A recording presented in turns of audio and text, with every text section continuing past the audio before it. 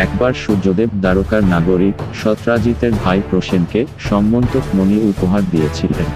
সত্রাজিত সমগ্র দ্বারকাবাসীকে সেই মণি দেখার জন্য আমন্ত্রণ জানান। দ্বারকার রাজা শ্রীকৃষ্ণও সম্মন্তক মণির কথা শুনে কৌতূহলী হয়ে সেই মণি দেখার জন্য সত্রাজিতের বাড়িতে আসেন।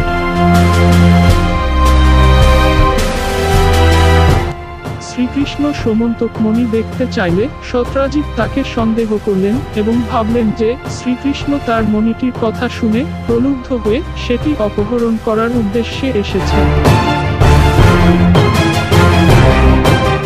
তিনি সমন্তক মণিটি তাকে দেখালেন বটে, কিন্তু মনে মনে শ্রীকৃষ্ণের নামে কলঙ্ক রটানোর পরিকল্পনা করলেন। সত্রাজিতের বাড়ি থেকে ফিরে আসার সময় তার একমাত্র কন্যা সত্যভামার সঙ্গে শ্রীকৃষ্ণের সাক্ষাৎ ঘটে। সত্যভামাকে দেখা মাত্রই শ্রীকৃষ্ণ পরমকৃত হন এবং তার প্রতি আকৃষ্ট হন। সত্যভামাও শ্রীকৃষ্ণের অপূর্ব মনোহর কান্তি দেখে বিমুগ্ধ হন।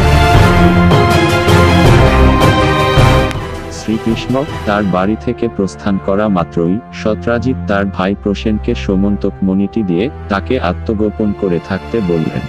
এরপর তিনি সমগ্র দ্বারকায় প্রচার করে দিলেন যে সমন্তক মণিটি চুরি হয়েছে এবং দ্বারকারাজ শ্রীকৃষ্ণ মণিটি দেখে চলে যাওয়ার পর থেকেই সেটি খুঁজে পাওয়া যাচ্ছে না।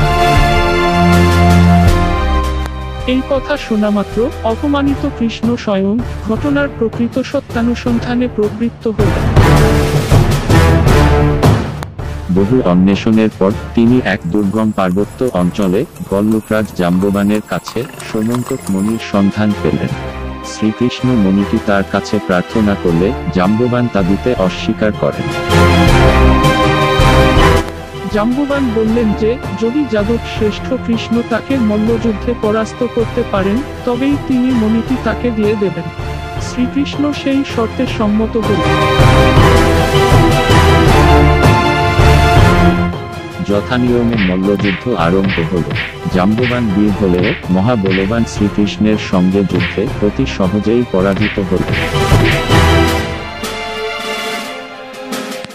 জাম্ববান শ্রীকৃষ্ণের বীরত্বে মুগ্ধ হয়ে সমন্তক মণির সঙ্গে নিজের পরমা সুন্দরী কন্যা জাম্ববতীকেও তার হাতে সমর্পণ করেন। দ্বারকায় উপস্থিত হয়ে শ্রীকৃষ্ণ যখন প্রকৃত ঘটনা সবাইকে জানালেন, তখন দ্বারকার বিশিষ্ট নাগরিকগণ এই রায় দিলেন যে এই মণি এখন শ্রীকৃষ্ণ। সত্রাজিতের এর উপর আর কোনো অধিকার নেই।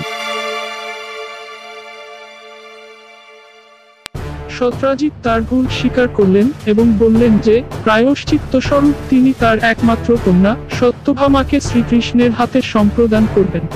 শ্রীকৃষ্ণ সত্যভামাকে গ্রহণ করলেও সমন্তক মণি সত্রাজিতকে ফিরিয়ে দিয়েছিলেন।